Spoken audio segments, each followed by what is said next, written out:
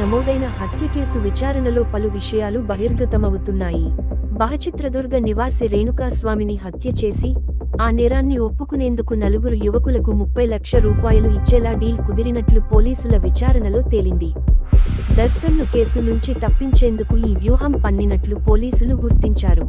బెంగళూరులో హత్య చేసి చిక్కమగళూరు జిల్లా చార్మాడిఘాట్లో గాని, తమిళనాడులోని అటవీ ప్రాంతంలో గాని మృతదేహాన్ని పడేయాలని కుట్ర పన్నారు. మృతదేహాన్ని తరలించేందుకు భయపడి బెంగళూరు సుమనహళ్లి సమీపంలోని ఓ కాలువలో పడేశారు.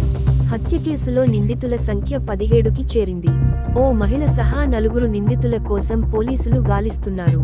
దర్శన్ అభిమానుల సంఘం చిత్రదుర్గ జిల్లా అధ్యక్షుడు రాఘవేంద్ర 4 యువకులకు 30 లక్షల రూపాయలు చెల్లించి డీల్ కుదిర్చేందుకు యత్నించినట్లు పోలీసులు గుర్తించారు. కాగా